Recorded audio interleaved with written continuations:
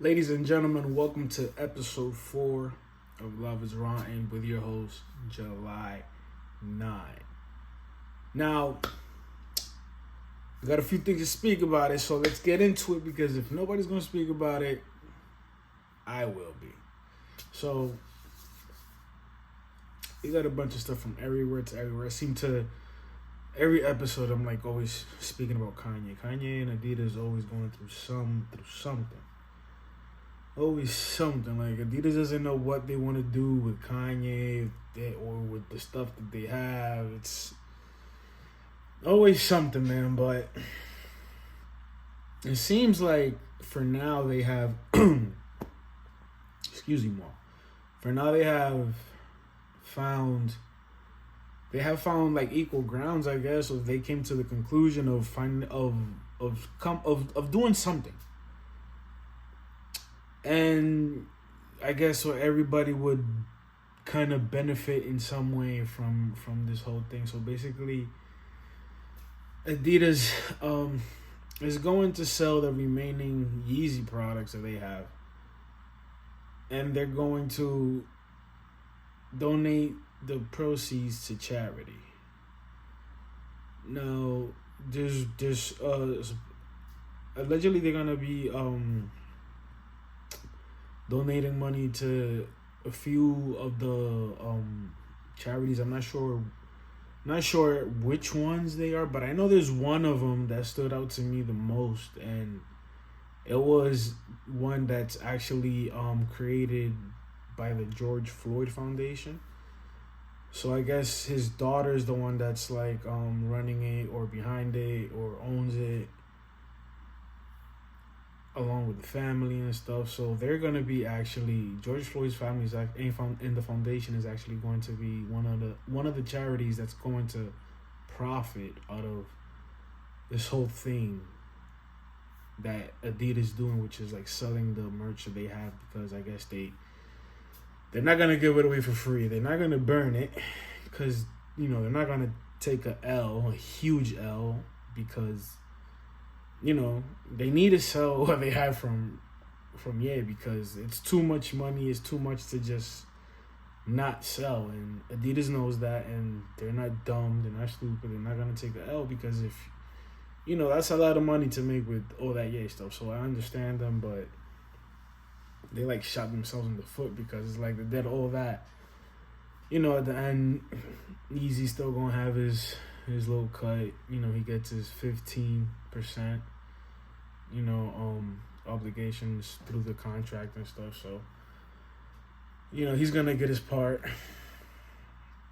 Yeezy, he went off on a lot of things, and one of the things that he went off on was that whole thing with the whole George Floyd thing. So, rightfully so, they're gonna get a cut from the sales of this stuff, and I'm pretty sure a few Jewish charities also are gonna get blessed as well.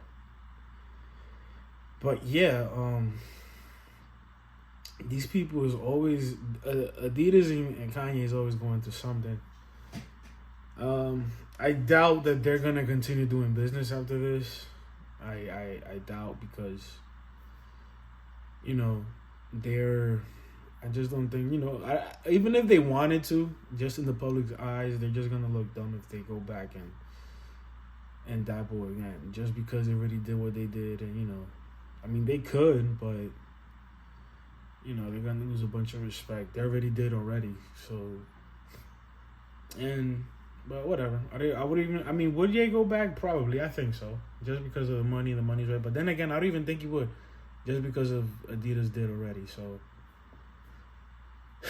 it'd be interesting to see what happens next. So let's see what does happen next year. So,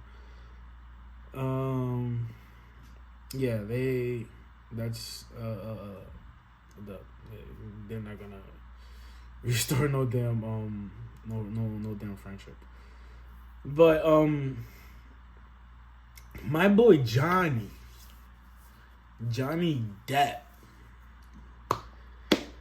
My boy Johnny Depp continues to get W's and W's and W's. Pirates of the Caribbean is going to come up with another sequel. I forget what part is, if it's like a part 3 or part 4. Don't think there's like a part 4, so I doubt it's a part 5. But yeah, anybody who's familiar, who loves cologne like I do, I love cologne. Anybody who's familiar with Dior, Christian Dior, and their cologne line, they've been Johnny Depp has been like a big face for the Sauvage cologne, which smells amazing. I should say, Sauvage got me close to the manager of one of my favorite artists, which is Boss. Shout out to Maddie. You know, like I was waiting, he was having a conversation with somebody and I was waiting to ask a question, and right before I even got to ask him the question, he smelled my cologne and he asked me, Sauvage? And he pointed at me.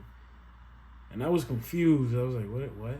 Like in my head, like, what is he talking about? But before I even got to like, react, I just let it set in, and then I realized he was talking about the cologne. And I was like, oh yeah, Sauvage. Sauvage, Savage, however people say that here, but Sauvage, it smells amazing. But yeah, Johnny Depp has been like the phase of that campaign of that cologne for like, I want to say past 3 years, maybe 4. But my boy Johnny has signed like the most expensive and lucrative deal of a cologne like ever in the history of like ads and models doing ads and stuff. Like, he inked a $20 million deal. That's huge. Coming off of that whole thing with Amber Heard and him on court, like that whole entire court date and court debacle and the back and forth, the whole court moment, that I wish it was documented, because I feel like that alone deserves some kind of like documentary series, TV series, like a comedy skit, because like the type of things that were going viral from those court appearances and hearings were just crazy. The scat on the dude's pillow, on Johnny's pillow, or like the bed, and she saying it was dogs when it was hers, and all this other crazy stuff from him and her, and it was just crazy. But my boy gets off that, gets the W on that, and then, Pirates of the Caribbean, and then this $20 million deal is crazy. It's bonkers, and I love Johnny. He's a great actor, and I always thought he was like very interesting, because I'm also an actor, right? I've done a few things. I'm not gonna sit here and just ramble about it.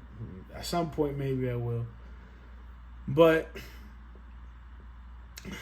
I'm an actor, and yes, I've done like certain things that I can consider myself an actor. I just like skits on Instagram and stuff like that, like like movie appearance in theater movies and stuff like that. Like, but like there's always like this mold you gotta fit. This look.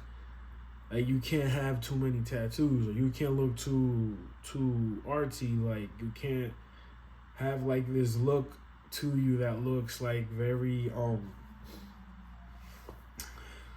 like hippie-ish, I would say, or I want to say, like, what's another word for what I'm looking for? But basically, like, too much of an urban look to you. And Johnny, he's been like in a bunch of movies, great movies, and bunch of award winnings, and a bunch of everything, and he's always looked like a rock star when he's not on set or on a movie. And I've always wondered how he was like able to like get away with that, or like squander, like maybe he became a household name before he started doing all that. Maybe that's what it was. Cause yeah, being casted at first and having like a certain look to you, it's like if you take like Johnny on a regular day, or like him being like the cover model for like the Savage thing with his eyeliner and stuff, or like that, all that, and all the whole nine, and the things coming on his hair, like, oh, like, I just don't like, unless they're looking like for a certain look that would fit, that he would fit, or that look would fit. Like, I don't know how he was able to become a household name, unless he was just like doing his best version of trying to look like a part for certain movie roles, until he got to the point where he could walk around and be himself, and not have to worry about not getting a tattoo here or not getting a tattoo there, because even that nowadays is like an issue.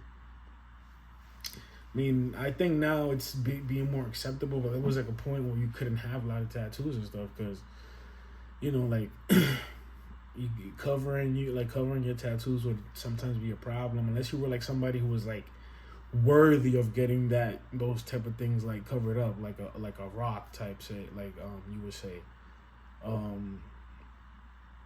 who else, like any other person that's like huge and has like a big bunch of tattoos. Like, I remember even 50 Cent at one point supposedly had to like remove his tattoo from the back, or I don't think it was like he removed it like with laser removal and stuff, but back then people, I remember back then, like when the news came out, I think that's how people took it. But what I believe is like he covered it up with like with makeup. And even then, like, that's kind of like it takes up time. It's time consuming. Sometimes it's expensive if you want to use like right makeup that won't be coming off with like sweat and stuff like that. Or if you're getting like a good freaking makeup artist that knows how to do all that stuff, you have to pay for things like that. And sometimes it's just better to find somebody without tattoos and stuff. So, but now it's becoming more acceptable. It's been more acceptable throughout the recent years. It's been a little bit of a shift on how tattoos are being accepted in Hollywood and stuff like that. Because I remember even the guy from Euphoria, the one that's like the big drug dealer, the one that gives like Zendaya the little bit of like the fentanyl that he scrapes off with a knife, and he gives it to her, and she starts like shaking and all this stuff. Like, he ends up having like a real good wealthy role in the show, and the dude is like covered up in face tats, like literally like a bunch of face tats, and tattooed up from like, from the head to toe. Like, it's just like insane, and he ended up getting like a good actual role, and he got paid off for that, I would say. But the most interesting part was that I actually got to audition for a movie that I guess he was making,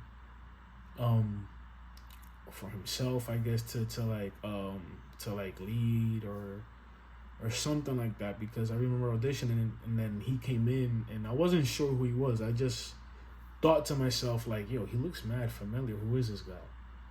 And I kept on looking and looking, but I couldn't put my pinpoint it, because I haven't seen Euphoria like that. I haven't been, I don't really watch Euphoria. I've seen like a few episodes. And ironically, his episode was one of them, which I believe if it's not the first episode, it's like the second or something. I tried watching it, and that's how I know it's like one of the beginning episodes, because that's when I see them, and I don't think I got past like episode 2 or maybe even 3. But yeah. So shouts out to Johnny Depp, Eduardo Scissorhands. Boy killed that role. But speaking about roles in movies and Hollywood and stuff, these writers are on strike.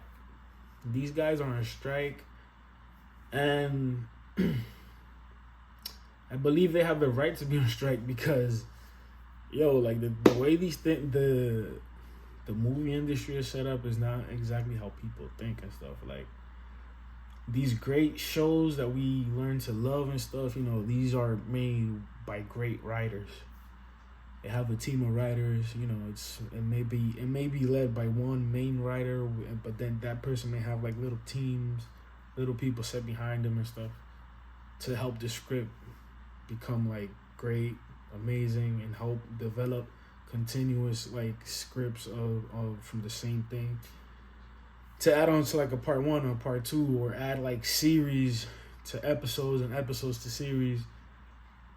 Like, for example, the show that I believe is like, to me, is their greatest show is Snowfall. Like, we'll be honest, I hate the way my boy Franklin is done. I hate it. I'm not gonna lie, but at the same time, I accepted it for how realistic it was, instead of me trying to like imagine how it could have been for Franklin to be lit like everybody else that he was able to help get lit. Although he lost his uncle, and then his wife is the one that ends up, with everything and stuff. But it was because of him. Leon, eventually ends up coming back and try to help my boy out, but my boy was just happy with the $20 bill and some malt liquor. That was hard for me to catch, man. That was hard for me to watch. That was crazy, but thanks to those great writers, that's why that show was so amazing. Like, from episode 1 to episode finito, last episode, the last one, the air. It was like, I don't like, it's only been so many shows that I can consider great. That one, Dexter. I mean, there's a bunch of shows that I haven't watched, but I don't watch much shows. I should try. But it's like so hard to catch my attention and stuff. And then I start to judge these shows based off freaking titles. And then, don't never judge a book off a title. And then that's always what I do when I'm going through some shows or movies that I'm trying to watch on Netflix, which, speaking about them, they just started to charge people for sharing passwords. So let's see how that affects people and stuff, because some of us still be keeping on to passwords from past relationships and people that we've met and stuff. So, but yeah, man, shout out to the writers, and hopefully things could come to an end quick and soon, because there's a lot of shows that have been put on pause right now, that haven't been aired. I forgot what was the show that was supposed to air, but it didn't air. It got pushed back because of the writer strike, because they're even trying to put like AIs in there to like start writing scripts and stuff, which unfortunately now is possible, because there is like certain AIs that can create scripts, and probably if they do that like at the beginning, it'd probably be like a little choppy or whatever, because AI is still not perfected yet. Like, it's still being dabbled with, like it's still being played with, which is crazy, because we get so much warnings on how big they can be and how much of a threat and danger they can be to humanity, but people want to forward past that and just forget about that, and I guess we cross the bridge once we get there, type of thing. But no, AI can actually write some scripts and stories and make it way easier for certain companies and stuff to don't even, because imagine you wouldn't even have to pay the robot. You wouldn't have to pay the robot the money that you would have to pay the writers to write the script.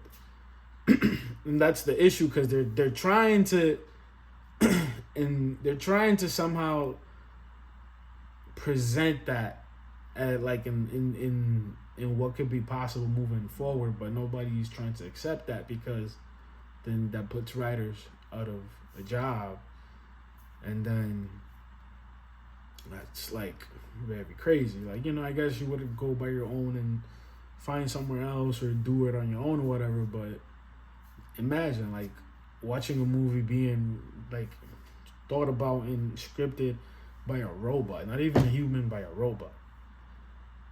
So it'd be crazy, because I'd be interested in knowing and seeing how a robot can like easily put certain feelings together to make certain moments like amazing or like awing or oozing in movies or shows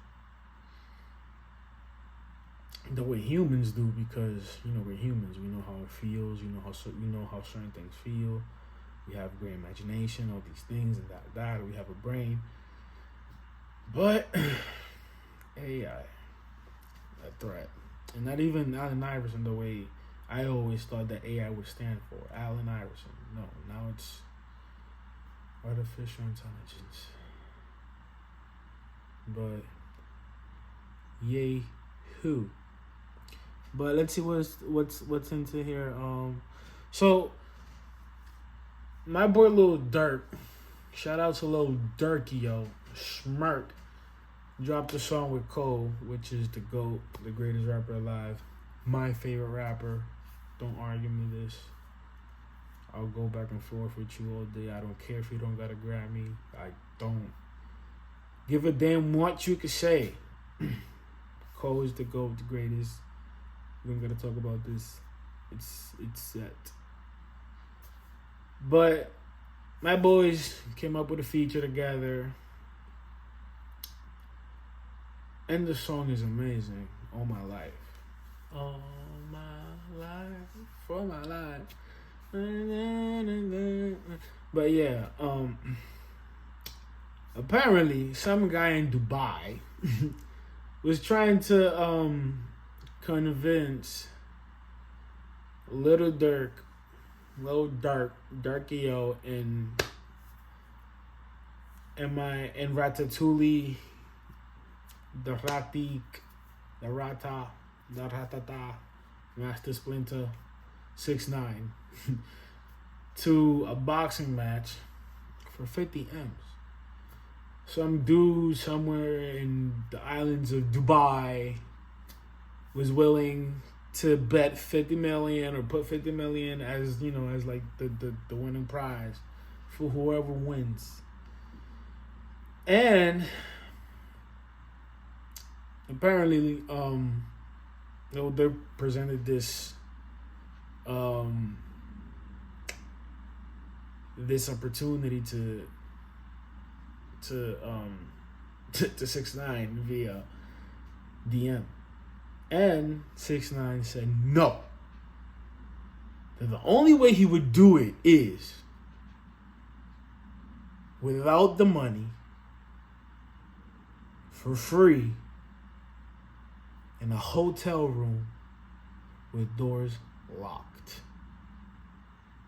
And for a moment, I'm thinking to myself, and I'm like, hey, yo, like, pause that shit, bro, because you're inviting another dude to a hotel room to fight and lock the doors?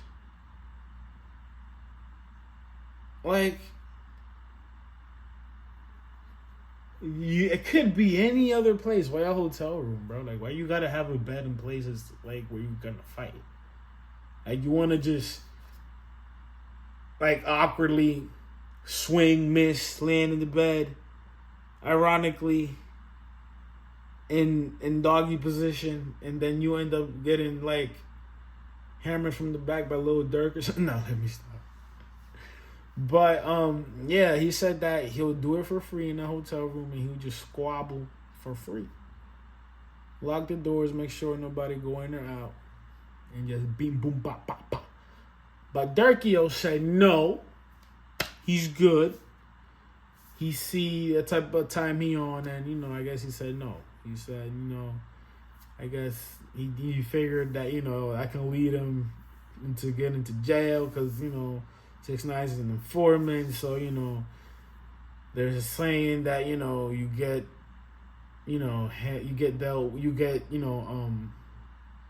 if you get involved in something with 6ix9ine, you end up going to jail or something or whatever, or something, or you get investigated. And look at the dudes who beat him up in the Florida gym. Ironically, they ended up getting arrested. And yeah, so he said no to that, and yeah, 6ix9ine wasn't with it. So there goes that. That would have been a funny fight to watch, though. Because I'm sure, we all think and we all feel like Dirk would win, but imagine that this dude actually would have pulled up and beat him up. Or just knocked him out with one lucky punch. Boom! And just flatline his shit. Imagine that. Like, bro, like, what? Like, this dude, we would not, like, get the end of that for ever. As ever it, like, exists, we would, like, always, like, hear that from him. Like, he'll probably name an album after that. Drop a movie after, like, name on the title, like, with Dirk being on it or something for knocking him out. Like, yo, imagine. But yeah, I guess we won't be able to see that unless these dudes just somehow ironically one day end up, like, bumping face to each other. And, and I'm pretty sure that if that happens, the one that's going to want to try to fight or do something is going to be 6ix9ine. Because I feel like 6ix9ine has something to prove or show that he's tough or something. I don't know. But yeah. But Nike is out here dropping shoes left to right. So they're dropping, these triple white Kobe's. These shits is beautiful on Kobe Day. And these Johns is gonna be fire. Like, I know, we ain't gonna have no type of luck in the sneakers app try to get these joints, but I'm gonna try my hardest. I'm gonna try to be there at 10 a.m. Not even 9:30 sharp, awake and ready to, to 9:45 when they send them the notification out. And then by 9:59, I get everything ready. By 10 o'clock, boom, boom, boom, boom, pow. And if I get lucky, oh my God, that'd be so lit. But speaking about Nike dropping shoes, they're dropping Ja Morant's off of the shelves because this guy is out here just not listening or just not believing in the fact that he can lose a lot. I wouldn't say everything because he already has some of that money guaranteed, I guess. But, like, most of it, bro. And him being 24, 23, whatever, he will go broke quick if he was to lose everything and just stay whatever he has now, whatever's guaranteed, because he's going to go right through it. Like, at the age of 23, man, like, how many athletes have we seen gone broke, gone,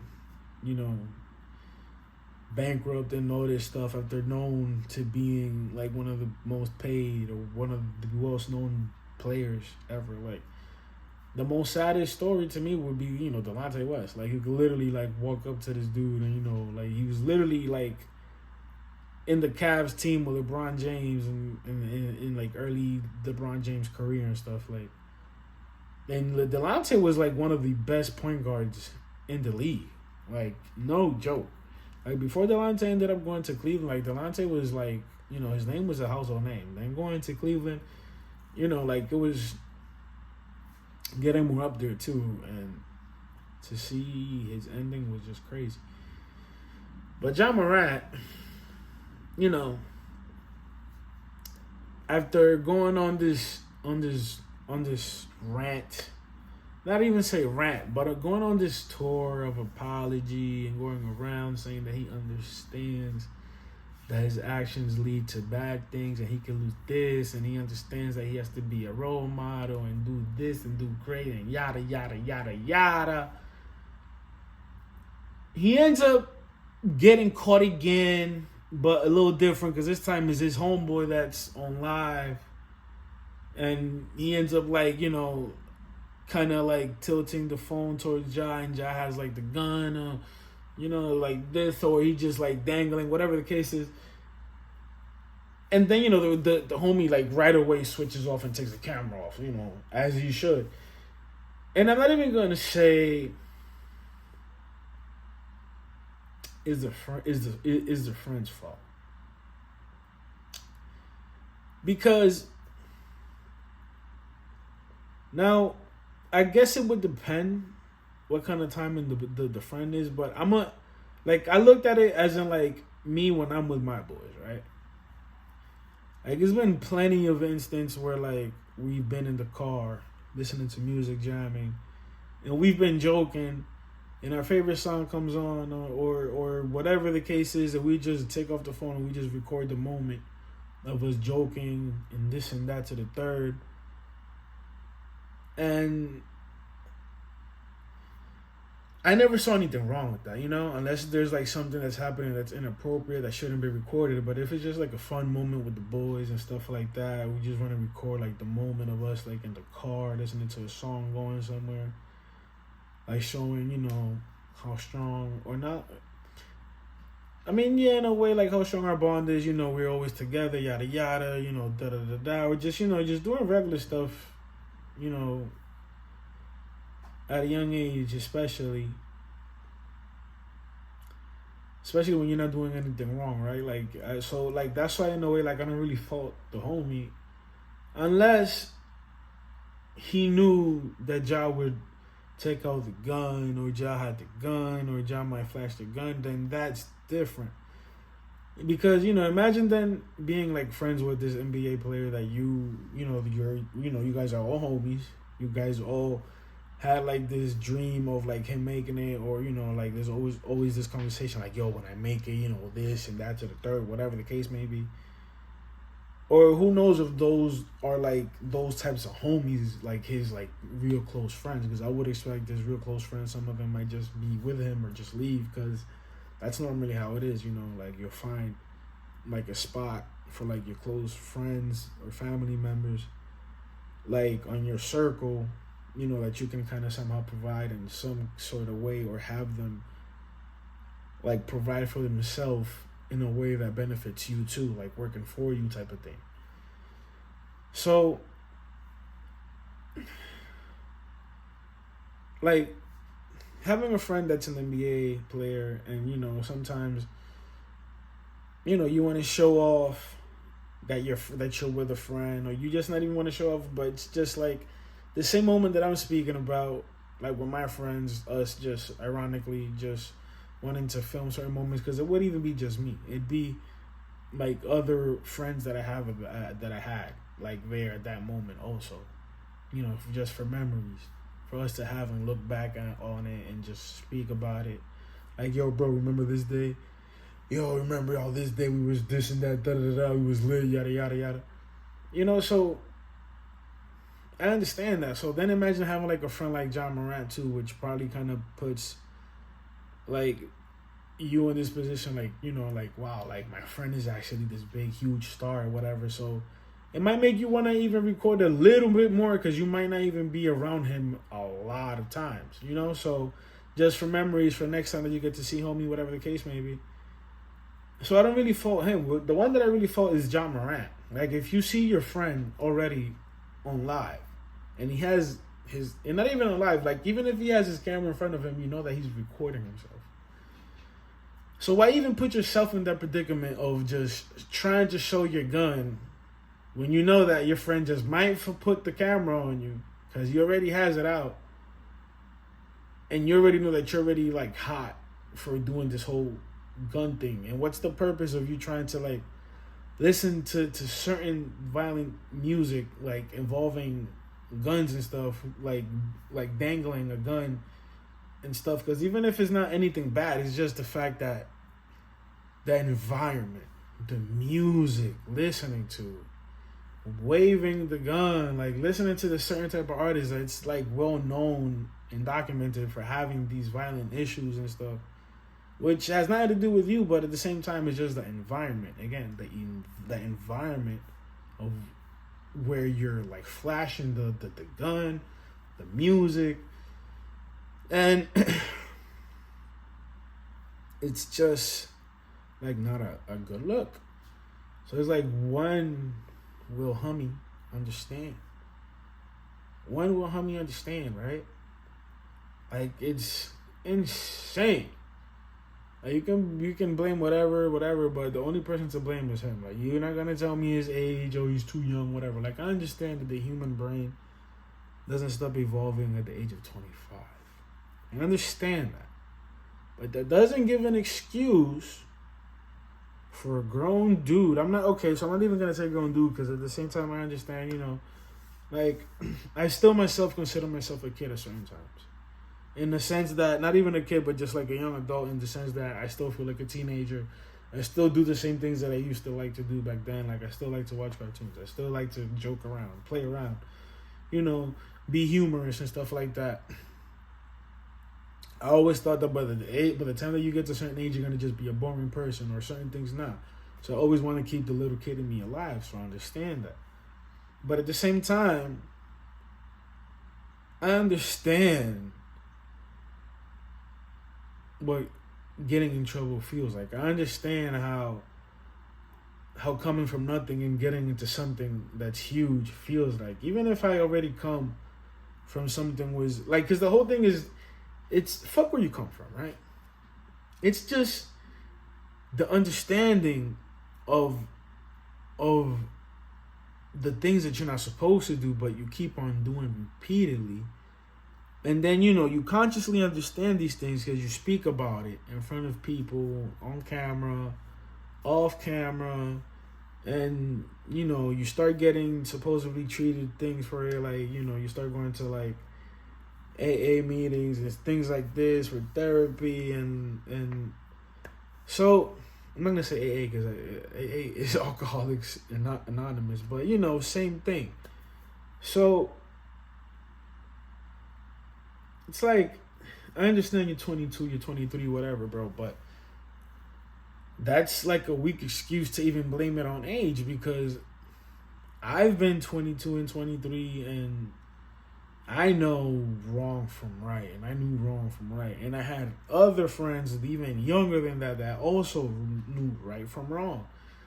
Like, even friends that I knew that came from money, like I have this one friend now, I'm not even going to say his name, but he comes from, like, he didn't come much from a struggle because his mom made sure that her kids was set, not even like set like she's a millionaire, but like she bought a house, she owns things under her name, she's bought like not fancy cars, but you could say luxurious cars.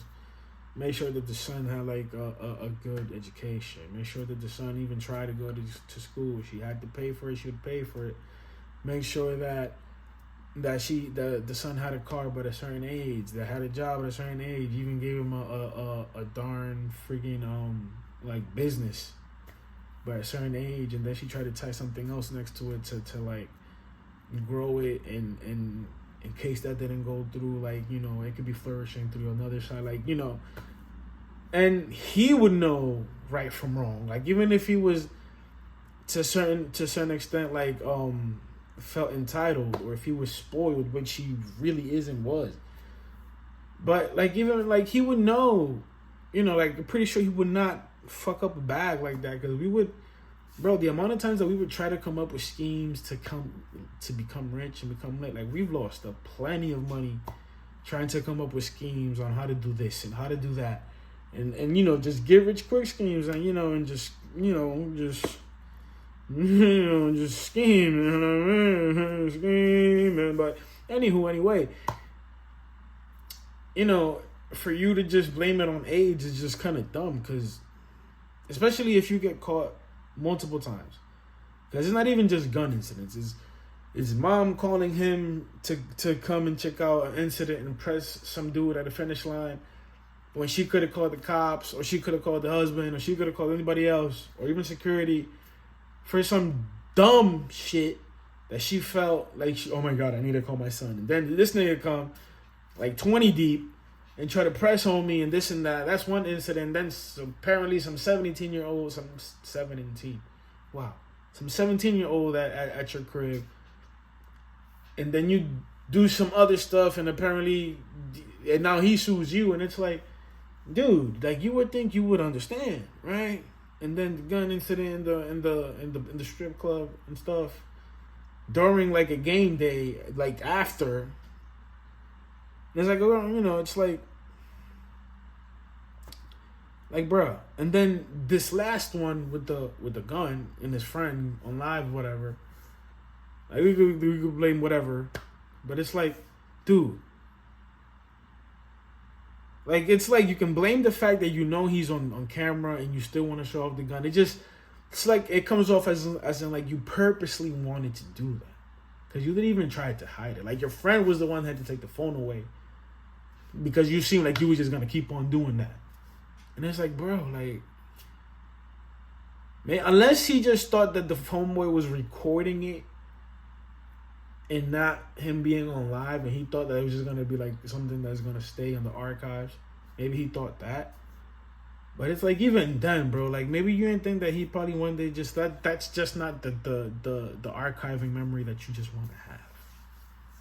Like one that's maybe a bit more friendlier, more welcoming, but not that one, dude. But yeah. And then today he ends up putting a cryptic message on Instagram on his story. Like, basically telling his mom bye, his dad bye, even his picture of him and his daughter, and he had like a little message, and then at the end he just ends up saying goodbye. And then he ends up deleting it, and then, you know, the police end up checking on him for welfare. And at first I thought they meant welfare, and I'm like, damn, Ja on welfare is crazy. Like, when I first read it, I thought, you know, I self-diagnosed myself with dyslexia. I might not have it, but I thought I had read, you know, welfare. Like, cops check on Ja Morant for welfare. So I thought, like, oh, he got caught by the cops for being on welfare, his millionaire ass. And it wasn't welfare, it was welfare. You know, and not trying to poke light at that, but it's just basically literally what happened. I'm not even trying to be funny. It's literally what happened. But yeah, they ended up checking up on him, mental health, which is something that I take serious. So I would love everybody also to take mental health serious too. But yeah, man. You know, they wanted to check up on Big Ja because Ja Wick, 4K Ja, you know, is up here putting these cryptic messages and having people worried and whatnot. But Ja, people out here love you, dude. We love you, dude. You can ball, man. You one of the best, bro. But you got to stop doing certain things, bro, because we want to see you flourish, bro. And if Nike's going to peace out Kyrie for you and try to mold your sneakers over his, because I'm going to say that, bro. If nobody else going to say it, I will. I'm going to say that. I mess with you with your sneakers and all that, man, little, you know, but they do look awfully a lot like Kyrie's. And I know it's not just you.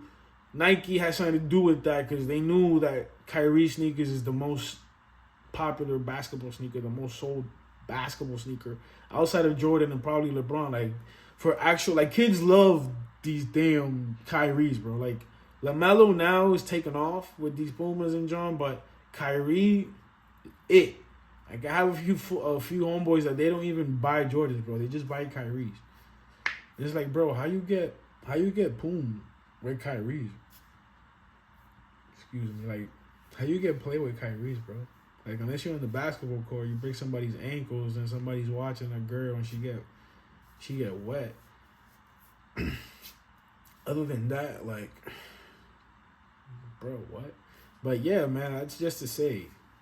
But yeah, Ja, people love you out here, bro. Just stop doing this dumb stuff, bro. Act like you know, and you act like you have some damn sense, bro. People would love to be in your position, bro. Like, you out here acting like a gangster when you're not. Like, you're not, bro. And even if you was a gangster, bro, like, why wouldn't you want to put that away when you're already getting, like, all this money that you're getting, bro? Like, who you try to prove, bro? Who you try to prove your toughness to, Brody? Who? But, you know, he is from Memphis. He is playing in Memphis, and Memphis has a crazy music scene right now. So, you know, I get him. But he's getting influenced by freaking NBA YoungBoy. Like, it would be perfect. The perfect person. NBA YoungBoy influencing an NBA player. Never broke again. Influencing a guy who possibly might want to be broke again. because he's acting and playing like he wants to lose what he has to go elsewhere without that. But anyway, and anywho, on to the next topic. What we got here, man? So I'm a big fan of a lot of things that Drake does, if not everything, right? I even like his sneakers. His Knocked Up brand, I mess with it. His music, don't even speak about it. We go back and forth all day. You know, dude, I love his music. He's not the GOAT, one of the greatest, like for sure. No need to debate. But he is coming out with this. Let me read right. So it's called Air Drake Collection, and this John is I'm gonna say it because like I said, if you ain't gonna speak about it, I'm gonna speak about it. Drake, I love you. You the John. You the best. Maybe one day, somehow, some way, you could be a part of this platform and come here, sit down. You get interviewed, whatever, and you be a guest. But I'm gonna be straight up honest, bro. Like the Air Drake Collection is not butt. It's not ugly. It's wearable. I like it. The only thing I don't like is the price tag. Cause why is it so expensive? You heard me. Why is it so expensive? Like why? But whatever, bro. Cause whatever. You're Drake. October's ready on. I guess you could do these type of things, but why is so expensive, bro? But either way, I love you, Drake. Don't take that personal, I'm just saying how I feel about the collection. Could have been cheaper. Just saying. Anyway, yo, let's talk about my guy Rude. Rude boy. What do you even say, Rude boy? But in this sense, Rude boy because his son Ruigi. If you guys don't know who Ruigi is, he's the owner, creator, inventor of the brand Rude. He was formerly known as also the creative director for Bally, which is like a German luxury brand. And they have mutually decided to cut ties. Which, to me, is like, whatever. I wouldn't say I saw it coming or didn't see it coming because when he even first got the job, it was like, this is odd. Like, I'm jiggy with it. I could get behind it. Because I like Luigi as a designer. But, like, Bally's already, like, blech. Like, nobody really wears that ish. Bally's not really wearable. Like, I guess they try to get lit. They try to get my boy Luigi to get them lit. And I don't know what was happening between them. And they decided to part ways, but like, it wasn't something that really hurt me. Like, if it would have been something like a bigger brand or a different brand, like maybe what? I'm not even going to name like a high tier brand. I'm going to go with something like let's say Calvin Klein. Right? Tommy Hilfiger. I don't know. Something like that. Like that probably would have hurt me more. Like, oh, ouch. Because people were more that than Bally. Like, you probably wouldn't even know what Bally was until I said something else. But I've been on Bally for a minute. Like, even when J. Cole had, like, his first, like, little collaboration shoot with them. Expensive as hell, I would say. I wanted to buy some, but yours was like $500, $400, $300. Like, maybe at some point, maybe now that I could probably afford them, but I got me some Puma Dreamers. All day, baby. But, way more affordable. Way better. But yeah, and then also them having, like, their little thing with Swiss Beats and stuff and things like that. Bally's cool. I don't want to really ish on Bally, but, it's just, like, I didn't really, like, at first it was, like, kind of weird, like, oh, I see them trying to, like, get popping or getting lit or getting somewhere with the help of Luigi. I didn't really see him being like this great fit at first. So it was like, it's not that I didn't see him a bad fit either, but it was like, it was like out of left field. But yeah, shout out to Luigi, man. You're a GOAT, you're one of the greatest. But yeah, man, shout out to Luigi, one of the GOATs, one of the greatest. At least to me, you know, I like Luigi, I like his style. I like his story especially. Like if you wanna learn about Luigi, go to Threaducation on YouTube and watch the story on Luigi. Shout out to Big Threader, Threaducation. It's not even like no promo, no none of that. It's just I'm a big, huge fan. And you know, that's my boy. That's actually like my boy. You know, like not even like pause, because the way I said boy was kind of like, hey yo, but you know, it's actually like my boy. Like I consider him a friend.